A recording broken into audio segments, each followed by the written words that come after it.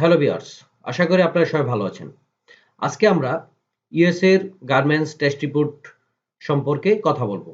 আমরা আজকে kids garments টেস্টের যে রিকোয়ারমেন্ট কি হয় তা নিয়ে কথা বলবো। এটি হচ্ছে ইন্টারটেকের টেস্ট করা একটি কিডস গার্মেন্টস এর রিপোর্ট। তো আমরা প্রথম দিকে আমাদের মেইন ইনফরমেশনগুলো fabrication, style number, basic information যেগুলো আছে সেগুলো দিতে হবে।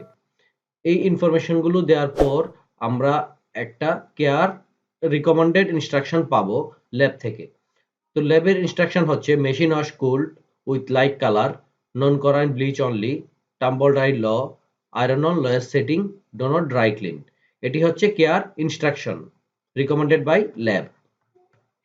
তারপর আমরা যদি আসি এই জায়গায় আমরা দেখতে পারবো সামারি পেজ। সামারি পেজে কি ধরনের টেস্ট হবে আমাদের সেই সব ইনফরমেশন এই জায়গায় দেওয়া আছে। Fibre analysis, dimensional stability, appearance after wash, fibre levelling, colour fastness to laundering, dry cleaning, water crocking, perspiration, chlorine bleach. তারপর আমরা দেখতে পাচ্ছি হাইলাইট এবং আরো বেশ কিছু টেস্ট এই জায়গায় লিস্ট আমরা দেখতে পাচ্ছি। তারপর আমরা পরের পেজগুলোতে যদি যাই এই জায়গা থেকে আমাদের টেস্টের রেজাল্টগুলো শুরু হয়ে যাবে। Fibre analysis for USA market 100% cotton. তো এভাবে আমাদের ফাইবার অ্যানালাইসিসের রিপোর্টগুলো থাকবে। তারপর আমাদের যে রিপোর্টটি দেখতে পাচ্ছি ডাইমেনশনাল স্টেবিলিটি টু ওয়াশ। তো আমরা দেখতে পাচ্ছি ফার্স্ট টাইম ওয়াশের রিকোয়ারমেন্ট হচ্ছে -5% প্লাস 2% এবং থার্ড টাইম ওয়াশের রিকোয়ারমেন্ট হচ্ছে -5 প্লাস 2%। তো এই হচ্ছে প্রথম অংশটি। তারপর অ্যাপিয়ারেন্স আফটার ওয়াশ। এই জায়গায় আমরা রিকোয়ারমেন্ট দেখতে পাচ্ছি 3 স্যাটিসফ্যাক্টরি, 5% ম্যাক্স স্যাটিসফ্যাক্টরি। তো এই হচ্ছে অ্যাপিয়ারেন্স আফটার ওয়াশের রিকোয়ারমেন্ট। তারপর আমরা দেখতে পাচ্ছি ফাইবার লেভেলিং জিবিউ। তারপর আমরা দেখতে পাচ্ছি colour fastness to laundering. Requirement হচ্ছে 3 এবং 2.5। কালার চেঞ্জ 3, এটা হচ্ছে 2.5। তারপর colour fastness to dry cleaning, এটা রিকোয়ারমেন্ট হচ্ছে 3.5। কালার ফাস্টনেস টু ওয়াটার, এটা রিকোয়ারমেন্ট হচ্ছে 3.5। তারপর আমরা দেখতে পাচ্ছি কালার ফাস্টনেস টু ক্রকিং।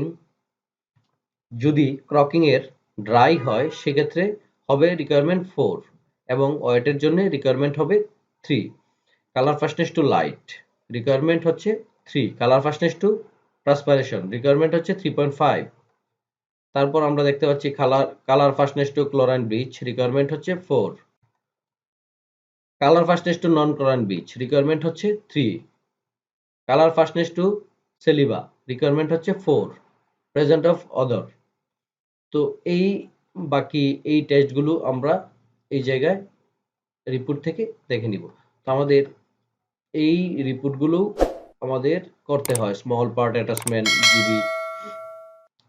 এই আমরা দেখতে পাচ্ছি যে আমাদের রিপোর্টের কি অপশন থাকে। তো আমরা রিপোর্টের লাস্টের দিকে চলে এসেছি। Thyroid test maximum 0.01%। এই হচ্ছে আমাদের টোটাল একটি রিপোর্ট। তো এই রিপোর্টের মাঝখানে সবচেয়ে গুরুত্বপূর্ণ ব্যাপার হচ্ছে আমাদের বোঝার এবং জানার, তা হচ্ছে মিডলের যে টেস্টগুলো। এই জায়গা থেকে এই টেস্টগুলো সম্পর্কে আমাদের স্পষ্ট ধারণা থাকতে হবে।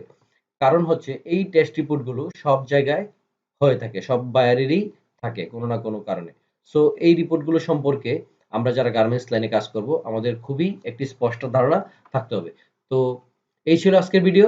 সবাই ভালো থাকবেন, সুস্থ থাকবেন। খোদা হাফেজ।